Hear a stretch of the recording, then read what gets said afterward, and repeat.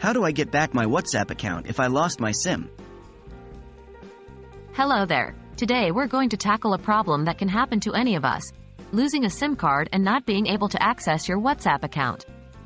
But don't worry, I'm here to guide you through the steps of recovering your WhatsApp account without that SIM.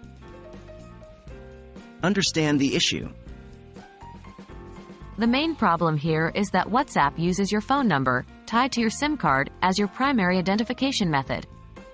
If you've lost your SIM, you can't receive the verification code that WhatsApp sends when you try to log in.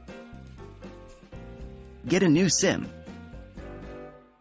The first thing you should do is contact your service provider and get a new SIM card with the same phone number. Service providers can generally issue a new SIM with your old number. This is important because WhatsApp sends a verification code to your number when you attempt to log in.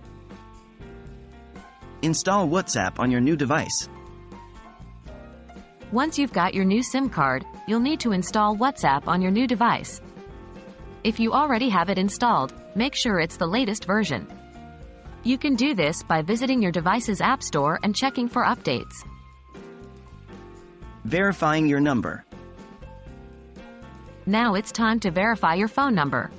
Open WhatsApp and follow the on-screen prompts to enter your phone number. Remember to enter the number associated with your lost SIM. WhatsApp will send a 6-digit verification code to your new SIM. Input this code in the app to verify your number. Restore your chat history. If you've previously backed up your chats, you can now restore your chat history. After verifying your number, WhatsApp will ask you if you want to restore your chat history from a backup. Tap Restore to get back all your old messages. And that's how you can recover your WhatsApp account without your original SIM card. Remember, it's always important to back up your data regularly to make it easier to recover in situations like these.